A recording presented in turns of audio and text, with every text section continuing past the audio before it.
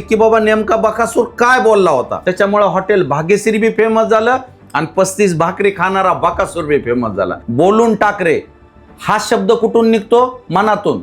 जरी मला मटण शेरव्याचा जरी आनंद येत असला तर त्याच्यापेक्षा त्याचा आनंद येतोय. सोशल मीडियामध्ये जे लोक तुम्हाला स्क्रीनवर दिसतात ते बिलकुल तसे नसतात.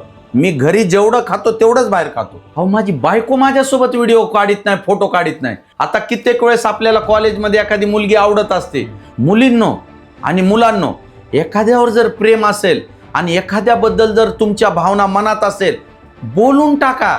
आज मला सांगा, मी एवढ्या हॉटेलवाल्यांची ऍड करतोय, ज्यावेळेस स्वतः ते खाऊन बघतोय फूड.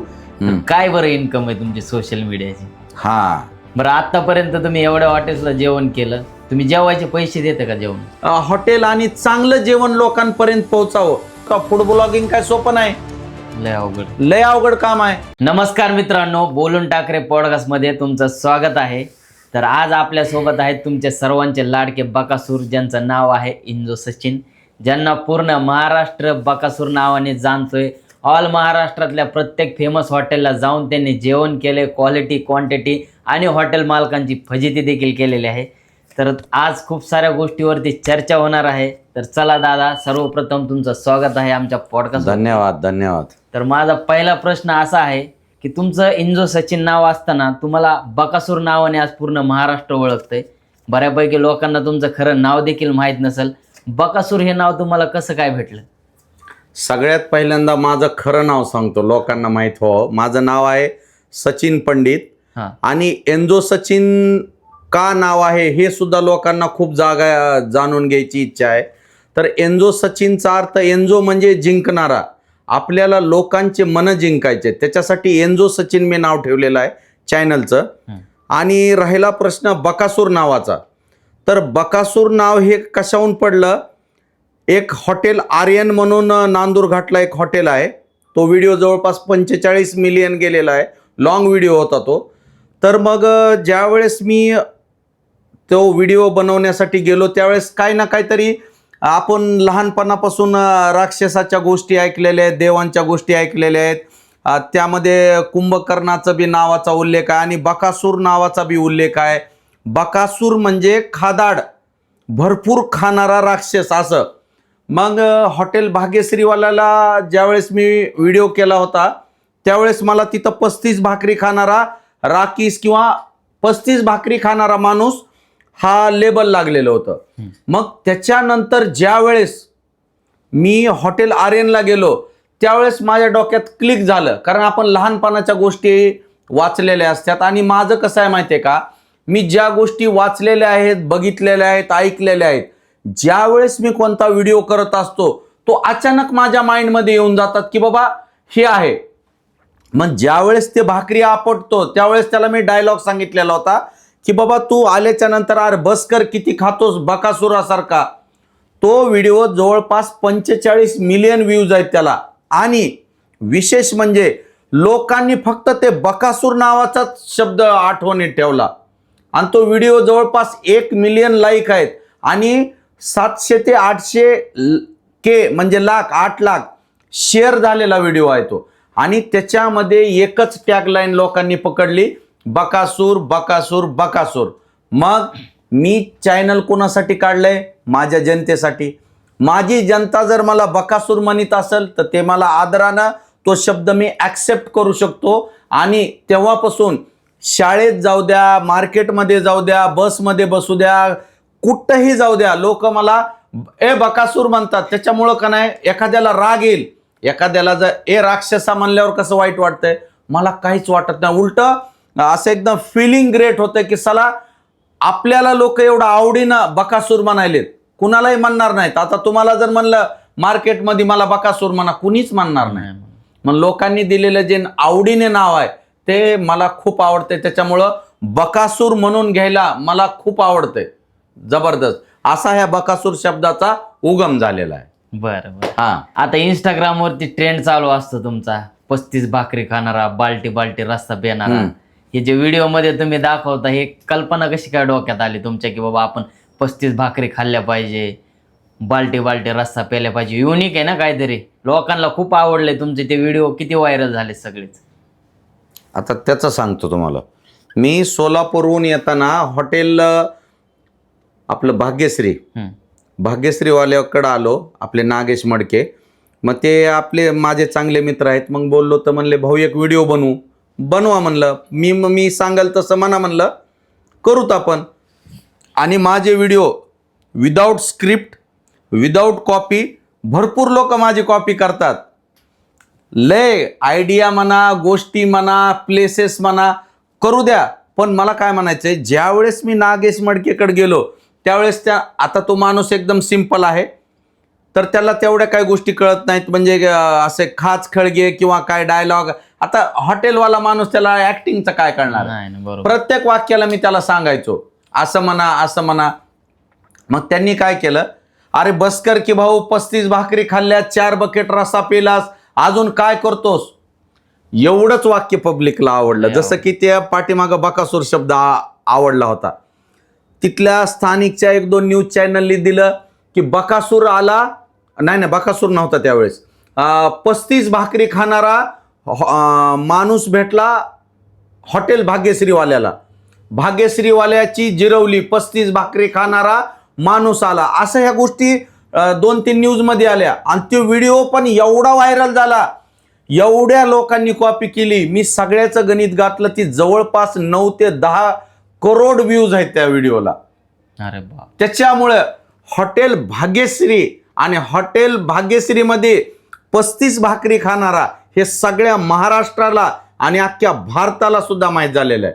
आणि जे आपले भारतातून परदेशामध्ये जे लोक नोकरीच्या माध्यमातून गेलेत, London, Germany, Dubai, Nepal, Bangladesh आणि वॉशिंग्टन म्हणजे US अमेरिकेमधून मला जवळपास या 9 देशामधून फॉलो करतात आपले इकडून तिकडे गेलेले लोक.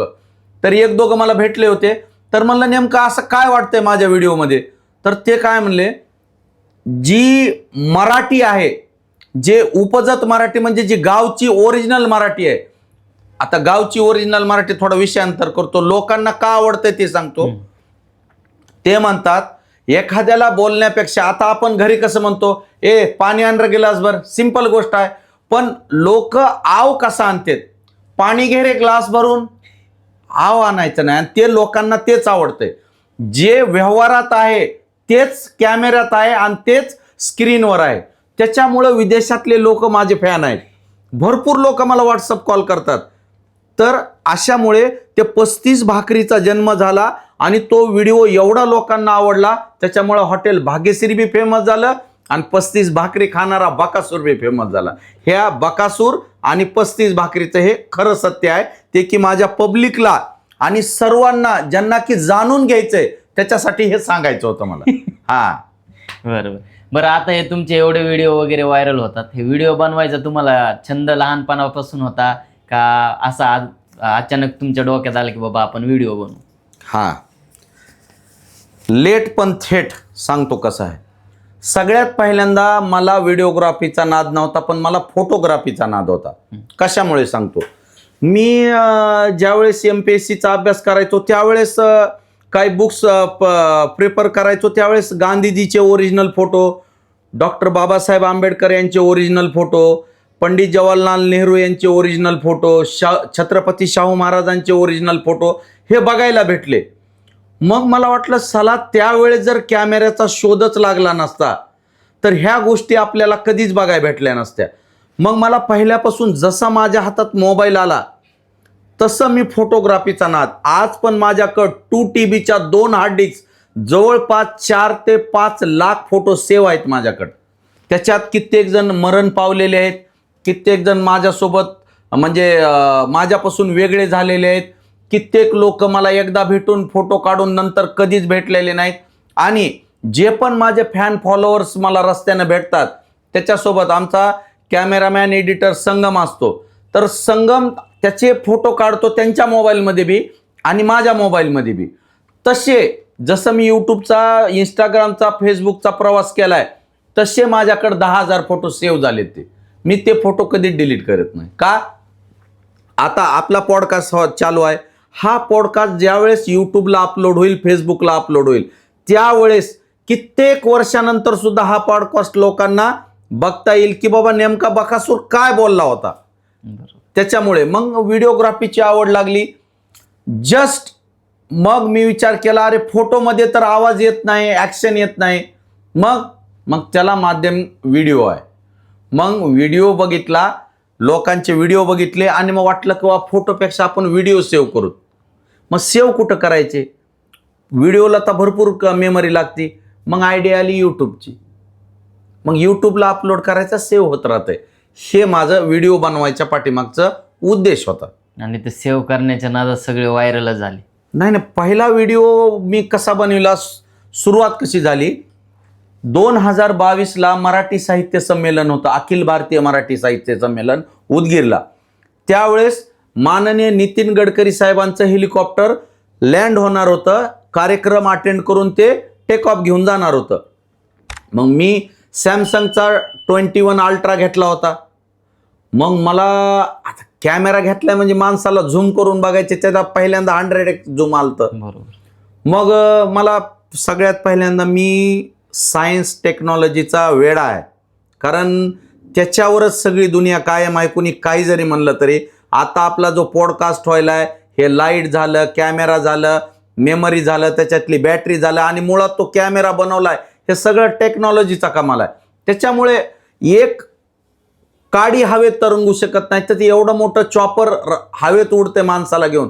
हे मला लहानपणापासून त्याचे विमान झालं, रॉकेट झालं, ह्या गोष्टी मी एकदम अशा अट्रॅक्शन आहेत. जरी मी बकासूर असलो तरी, जरी मला मटण शेरव्याचा जरी आनंद येत असला तर त्याच्यापेक्षा त्याचा आनंद येते. आणि तुम्हाला आज पण सांगतो, आज मी पुण्यात आहे, रस्त्यानं काल ट्रॅफिकमध्ये वाघोलीच्या तिथून प्लेन लँड होताना थोडं खाली येतंय ना, मी ब्रेक मारून असं बघत होतो जायले म्हणून. म्हणजे एवढं मला आज पण त्याचं अट्रॅक्शन आहे. तर गडकरी साहेबांचं चॉपर लँड झालं आणि टेक ऑफ झालं, मी जस्ट व्हिडिओ क्लिक केलता, मला यूट्यूबला अपलोड करावं. त्याला 3 दिवसामध्ये 38,000 व्ह्यूज होते. आणि मला माहीत बी नाही, आमचा एक मित्र होता त्यांनी सांगितलं की तुझ्या व्हिडिओला एवढे व्ह्यूज आलेत. मी म्हणलं मग काय असतंय. मग नंतर कळालं की बाबा यूट्यूबमधून सुद्धा मॉनिटायझेशन होत असतंय आणि नंतर पैसे भेटत असतात. मग मी विचार करायलो असं तसं भरपूर. आणि तुम्हाला एक सांगतो, सोशल मीडियामध्ये जे लोक तुम्हाला स्क्रीनवर दिसतात ते बिलकुल तसे नसतात. Very danger. जे लोक तुम्हाला आज दादा, भाऊ, अण्णा, भाऊ, तात्या म्हणतात, तेच लोकांकडे जर सोशल मीडियाचं तुमचं काम पडू द्या, ते तुमचा फोन उचलणार नाहीत, तुम्ही कुठं आहेत तिथं थांबणार नाहीत, तुम्हाला एका ठिकाणी राहून ते दुसऱ्या ठिकाणी बोलवतील, पण तुम्हाला मेळ लागू देणार नाहीत. त्याच्यामुळे सोशल मीडियाचे लोक फक्त आणि फक्त मोबाईलमध्येच चांगले आहेत, बाहेरच्या जीवनात चांगले नाहीत. हा माझा पर्सनल अनुभव आहे. आणि काम सरो वैद्य मरो या प्रवृत्तीचे लोक 99% सोशल मीडियावर ॲक्टिव्ह असतात. प्रत्येकाला एकच वाटतंय, मी जर ह्याच्यासोबत व्हिडिओ केला तर हा व्हायरल होईल, मी जर याच्यासोबत व्हिडिओ केला तर ह्याची प्रगती होईल, मी जर ह्याला काही गोष्टी सांगितल्या तर हा माझ्यापेक्षा पुढे जाईल. ही सोशल मीडियाची ब्लॅक म्हणजे डार्क सत्यता आहे. काळं सत्य म्हणते त्याला सत्य. तुम्ही कसे आहेत मग, तुम्ही सोशल मीडियावरती? हा, मी सांगतो ना, लोक म्हणतात की बकासूर कसा आहे. बकासूर व्हिडिओत आहे तसा नाही, लाईफमध्ये जसा आहे तसाच तो व्हिडिओमध्ये आहे. असं नाही की बाहेर मी जास्त खातो आणि घरी फक्त चमचाभर खातो. मी घरी जेवढं खातो तेवढंच बाहेर खातो. हा, स्पष्ट. आणि माझं असं कधीच नाही की कुणी आलंय माझ्यासोबत. मी आजपर्यंत जवळपास 10,000च्या वर सेल्फी काढल्या असत्या लोकांसोबत. ते मला मायबाप जनतेचं प्रेम आहे, त्याबद्दल मी त्यांच्याला हात जोडून नमन करतो. का हो, माझी बायको माझ्यासोबत व्हिडिओ काढित नाही, फोटो काढित नाही, लोक काढायलेत आणि जसे दिसायला काय मी लय देखना बी नाही. मग विचार करा लोकांना कसं. मग एवढे लोक जर आपल्याला सपोर्ट देत असतील तर मग मला किती अप्रूप वाटत असेल, म्हणजे मला मधून भरून येते. त्याच्यासाठी मला एक वाटतंय, माणसाने कतईच माज बाळगायचा नाही, ह्या मी मताचा आहे. आणि मला कुणी बी म्हणा की सर मला एक व्हिडिओ काढायचा आहे, सचिन भाऊ मला एक व्हिडिओ काढायचा आहे, बकासूर सर एक व्हिडिओ काढायचा आहे, मी त्याच्यासोबत लगेच व्हिडिओ काढायला तयार होतोय. कारण कसं आहे माहितीये का, वाहत्या पाण्याला आणि झाडाच्या सावलीला असं ठरवता येत नसते की मी फक्त तुला माझा फायदा देईन, मी तुला देणार नाही, ह्याला देणार नाही. अरे ते झाड आहे, सावली आहे, कुणी बी या सावलीत बसता निघून जा, असं आपलं आहे. कुणी बी या. अण्णा बकासूर दिलखुल्लास माणूस आहे. आणि ज्या लोकांनी मला अनुभवलंय जवळ, आता काही लोक स्वार्थापोटी आणि मी पुढे जायलोय म्हणून हात काढून अंग काढून बाजूला सरकले. आणि कसं असते माहितीये का, समजा तुमचं माझं काय बोलणं झालंय, तुमचं माझं काय वागणं झालंय, तुमचा माझा काय व्यवहार झालाय, हे फक्त तुम्हाला आणि मलाच माहिती असते. ज्या वेळेस आपण इतरांना सांगू त्यावेळेस काय करतो, आपली बाजू कशी खरी आहे हे दुसऱ्याला पटवून देण्याचा प्रयत्न करतो आणि तो कसा वाईट आहे हे लोकांना सांगण्याचा प्रयत्न करतो. आपलं तसं नाही. रोग बाय ठोक. तुला राग आला हरकत नाही का, मला काय म्हणायचंय, एखादी जर वस्तू आहे, समजा एखादा प्लास्टिकचा दांडा आहे, तो आपटून घ्यायचा आहे आपल्याला, आपटताना फुटला, तुम्ही घ्याचाल का तो? नाही. मग तीच परीक्षा आहे. भाऊ मी असा आहे, तुला पटतो का? पटत असेल चल पुढे जाऊ, नसेल धन्यवाद.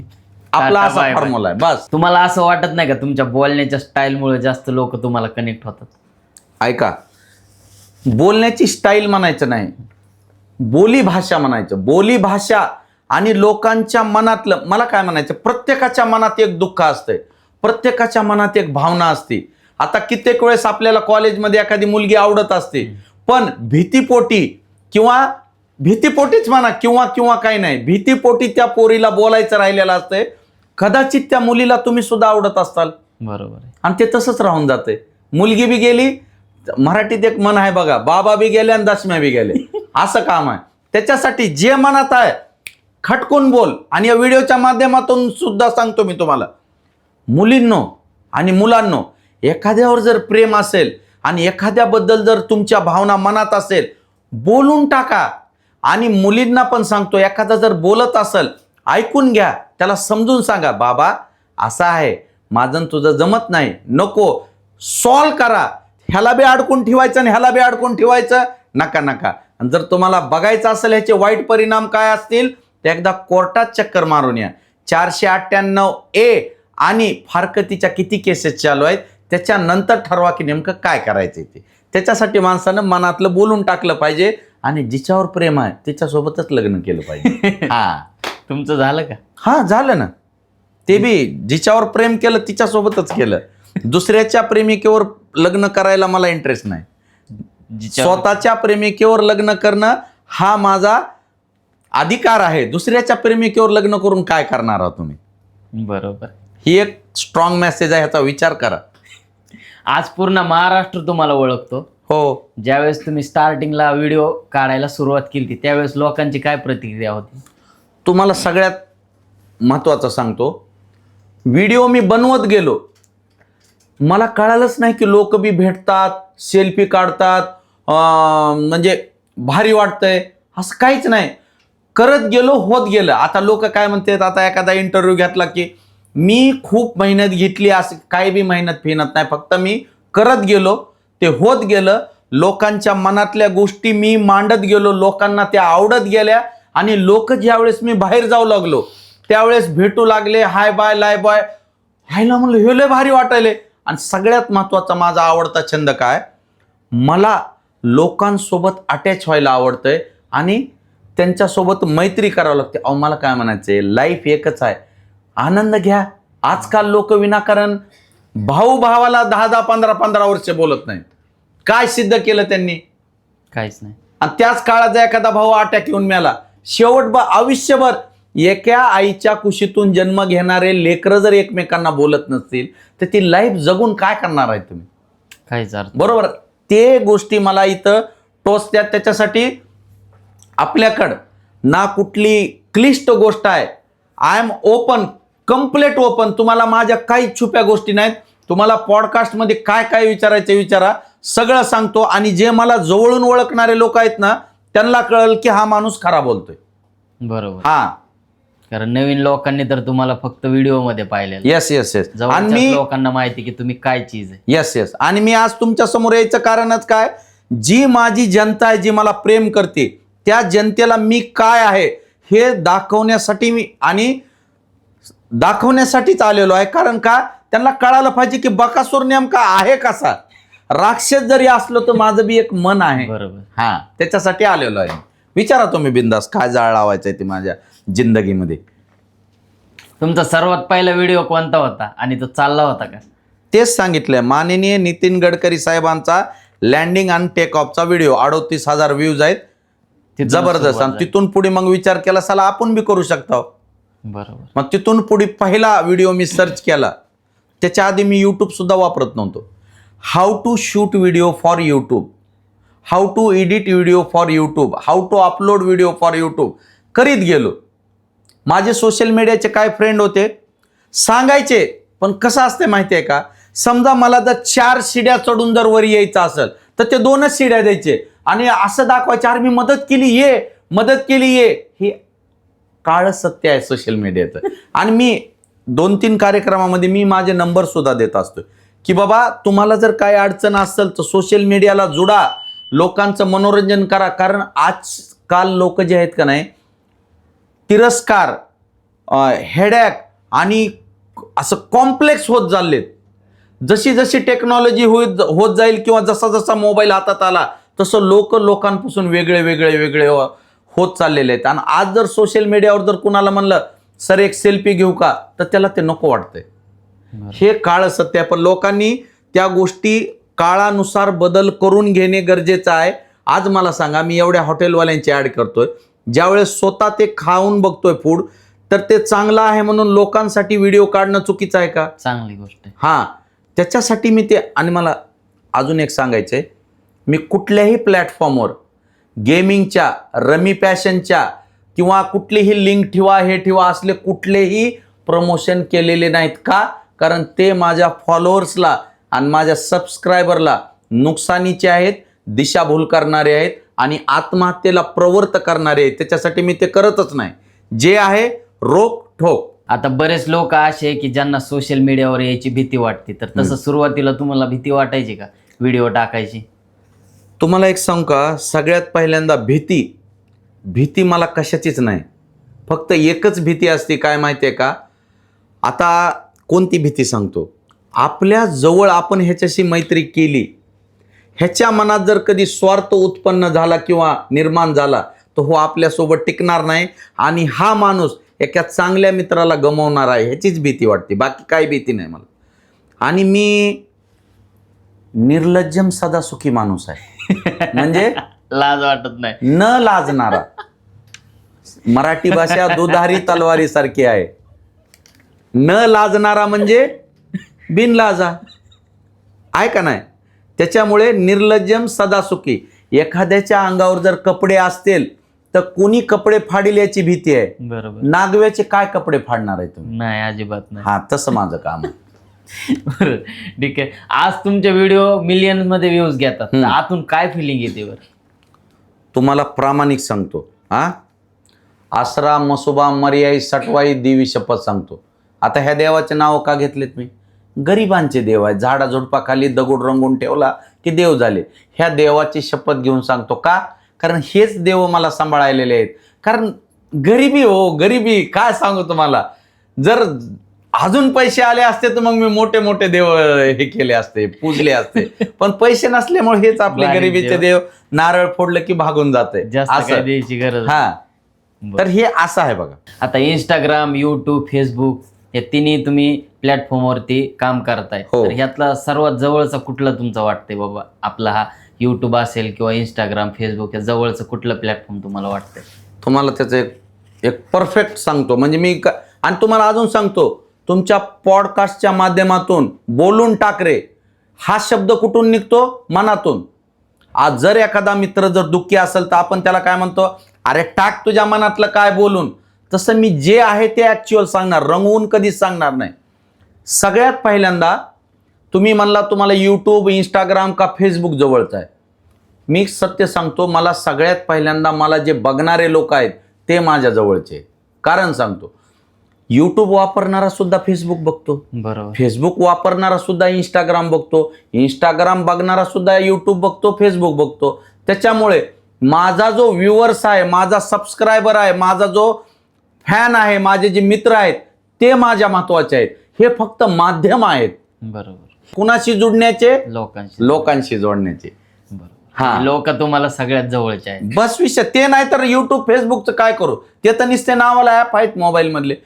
फेसबुक डिलीट केलं तर तुमच्या मोबाईल मध्ये लोक दिसणार नाहीत तुम्हाला. पण जे लोक मला मार्केटला अरे सचिन भाऊ बकासूर असं म्हणतात ते लोक तुम्हाला नंतर मोबाईल मध्ये दिसणार नाही. ते तुम्हाला बाहेर तुमच्या रोजच्या जीवनामध्ये बघायला भेट. आज तुमच्या इंस्टाग्राम, फेसबुक, युट्यूब वरती 13 लाख पेक्षा जास्त फॉलोअर्स आहेत. हो. याचं क्रेडिट तुम्ही कोणाला द्याल? पब्लिक. मी बसून केलेत का 13 लाख? अहो ती 13 लाख जनता आहे. आणि तुम्हाला सांगतो पॉडकास्टच्या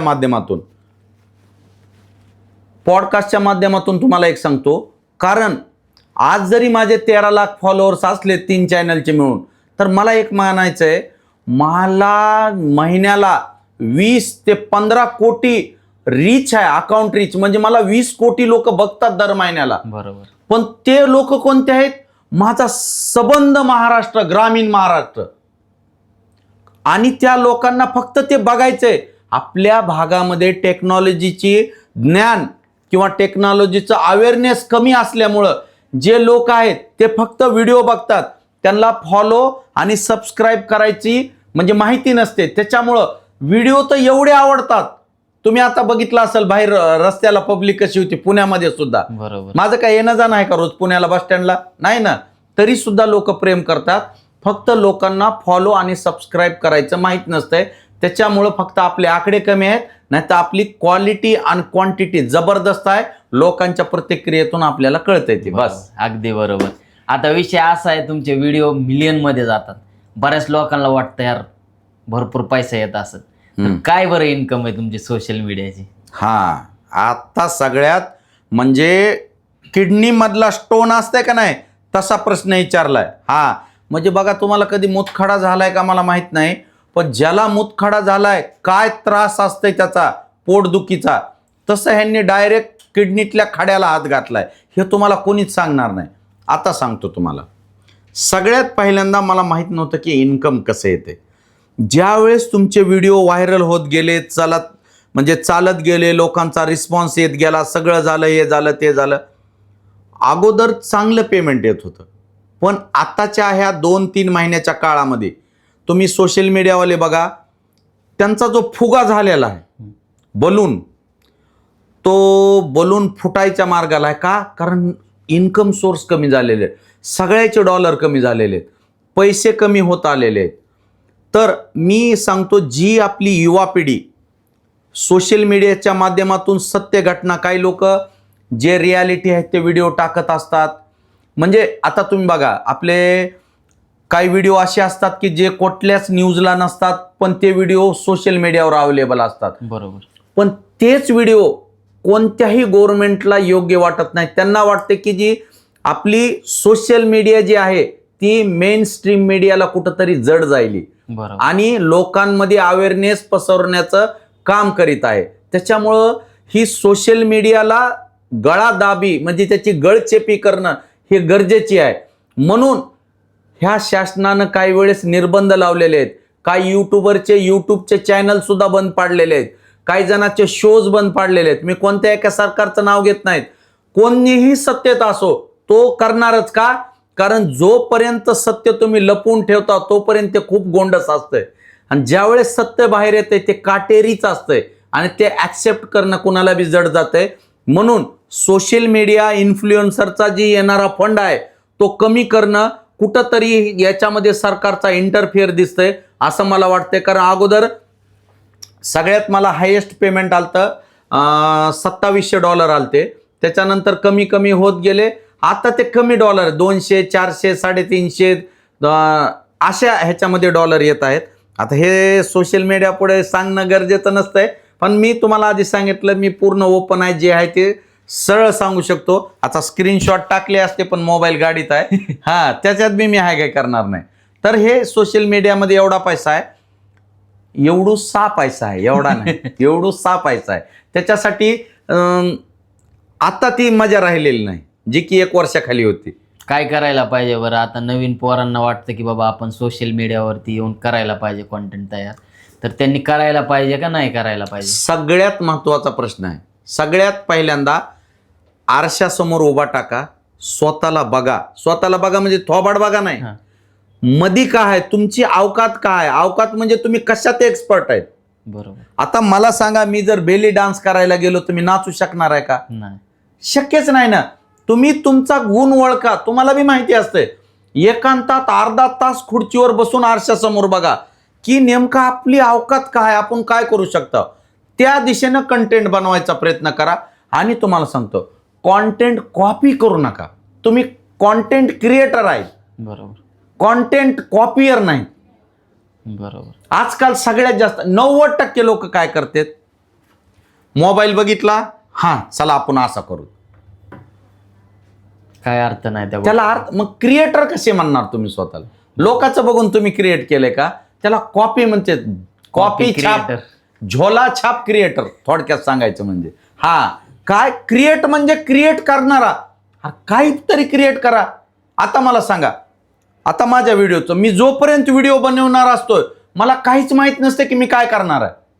तिथली परिस्थिती, तिथले भगुने, तिथले बकरे, तिथलं मटण बघून मला ते ऑटोमॅटिक ते असं जुळत जाते. माझे अनुभव जे असते ते रोज मी अनुभवलेले की जीवनात इतक्या दिवस अनुभवलेलं ते खटाखट पुढे येतात आणि ते जुळून एक स्क्रिप्ट तयार होती आणि लगेच चालू होती. बरोबर. असं असतं. त्याच्यासाठी हे करणं म्हणजे, हा एखादा व्हिडिओ मी कॉपी करीत असेल, कोणता ट्रेंड चाललाय असाच बस, बाकी काय नाही. यायला पाहिजे का नाही यायला पाहिजे सोशल मीडियावर यंग जनरेशनच्या पोरांनी? नाही. कारण सांगतो, जर तुम्ही याच्याकडं उदरनिर्वाह, भविष्य आणि घर चालवण्यासाठी जर येणार असताल तर आत्ताच पाऊल उचलणं थांबवा. भिकाला लागताल.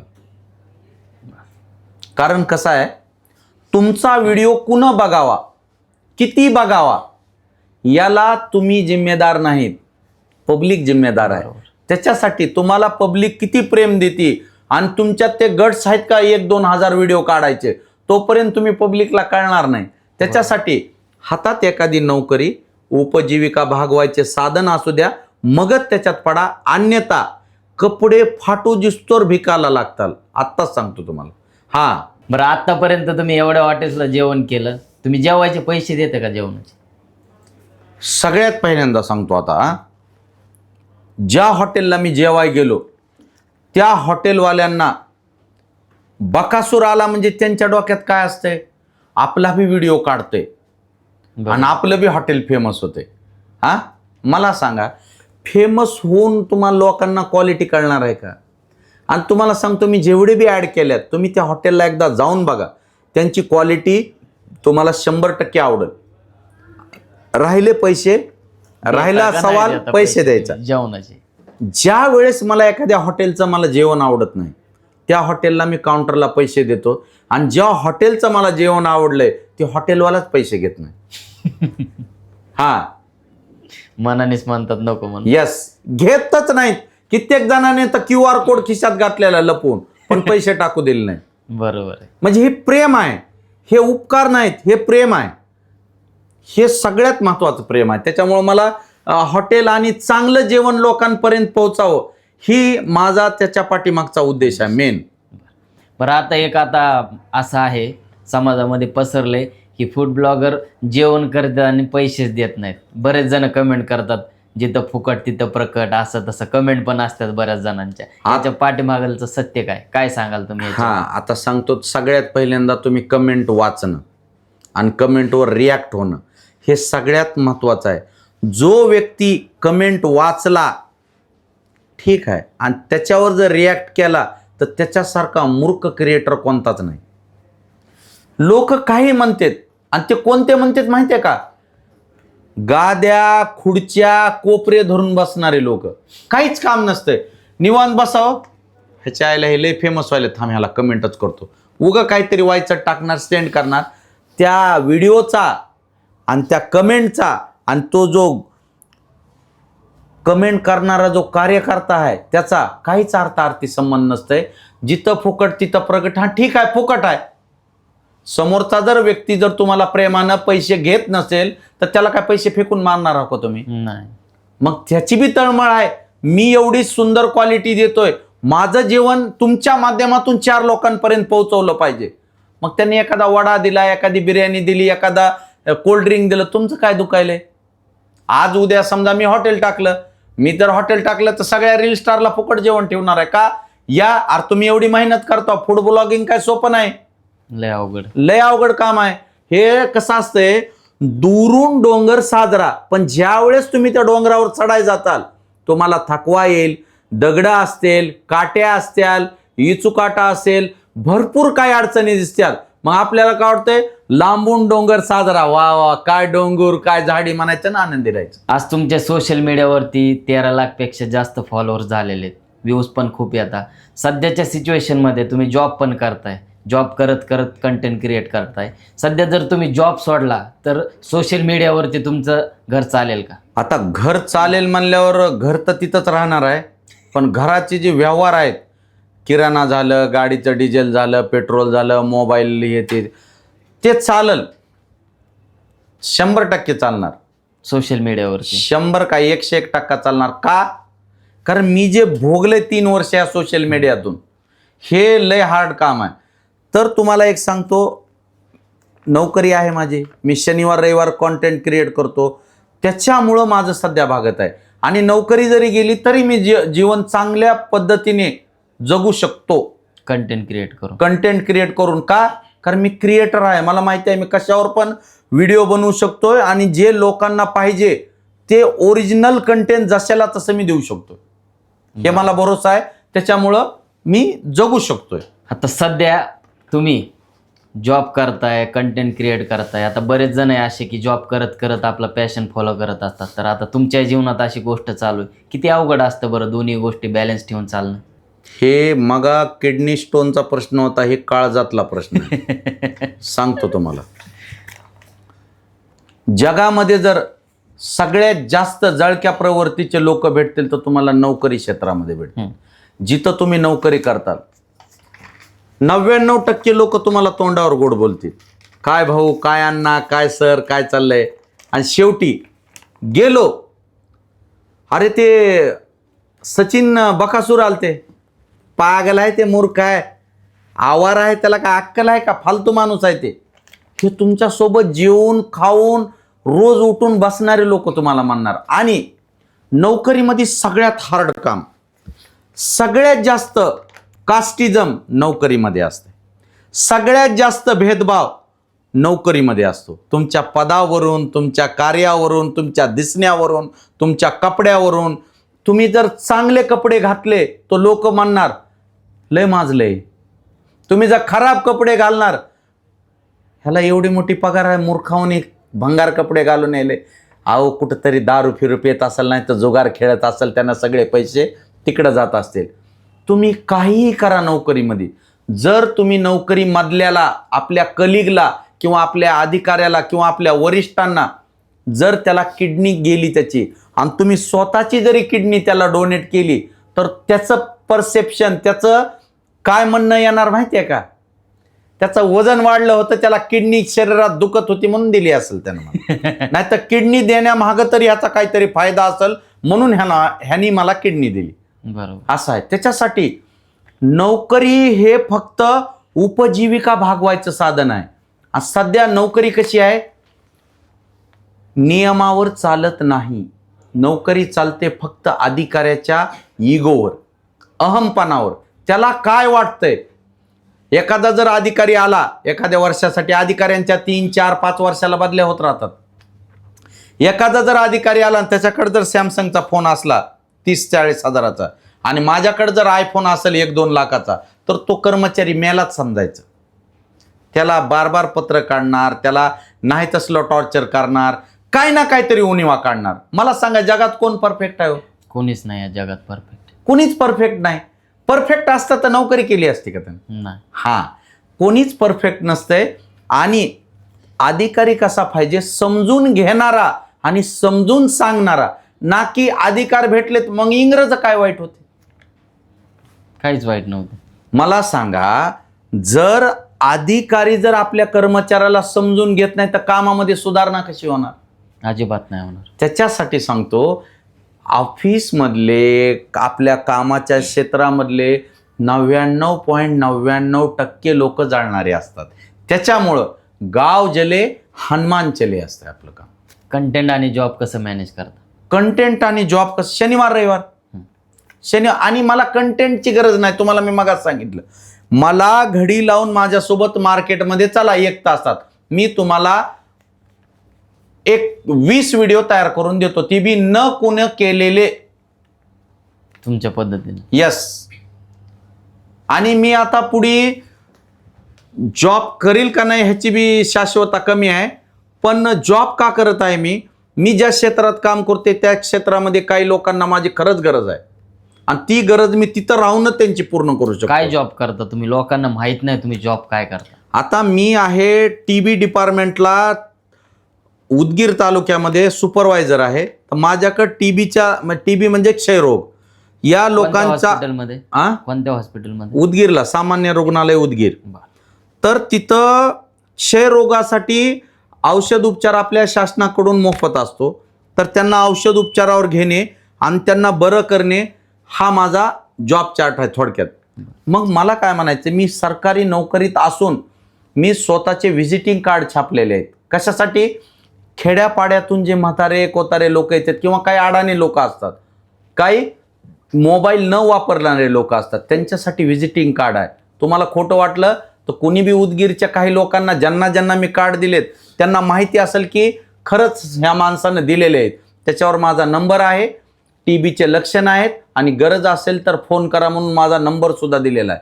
आणि सांगितलेलं असतंय, आज बी तुम्ही माझ्या नंबरला कोणत्याही नंबरवरून मिस कॉल करा, रिटर्न लगेच 2 सेकंदात तुम्हाला कॉल बॅक येईल. का? कारण त्या माणसाला आपली गरज आहे म्हणून त्यांना फोन केलाय. जे लोक वारंवार नंबर बदलणारे आहेत आणि वारंवार स्विच ऑफ ठेवणारे आहेत त्या लोकांबद्दल कधीच काय म्हणते त्याला थोडक्यात, आपलेपण आणि विश्वास ठेवू नका. कारण ते धोकेबाज असतात. ते त्याच्या नंबर सोबत इमानदार नाही तर तुमच्या सोबत कसं राहतील? अगदी बरोबर. माझा 15 वर्षापासून एकच नंबर आहे. बरं, आता बऱ्याच लोकांना असा प्रश्न पडतो, तुमची रांगडी भाषा, तुमची पर्सनॅलिटी, कोणाला ए रे वय रे करणं, तुमचं काय शिक्षण झालेलं नसणं असं लोकांना वाटतं. आज तुमचं कळू द्या एज्युकेशन किती झालं, एवढा जबरदस्त तुम्ही बोलताय, प्रत्येक गोष्टीचं नॉलेज आहे. तुमचं एज्युकेशन काय? तुम्हाला सांगतो, आता सगळ्यात पहिल्यांदा माझं एज्युकेशन आहे, मी MSc BEd आहे आणि मी शिक्षक होतो. आज तुमच्या पॉडकास्टच्या माध्यमातून सांगतो, मी 2-4 ठिकाणी इंटरव्ह्यू द्यायला गेलो तर ते म्हणले तुमचा विषय कोणता? मी म्हणलं भूगोल आणि विज्ञान. मग म्हणले तुम्ही एखादा डेमो देऊ शकता का? मी म्हणलं हो. मग कोणता देणार? मग त्यांना मी ऑफर द्यायचो, कोणता देऊ? म्हणजे कोणता देऊ?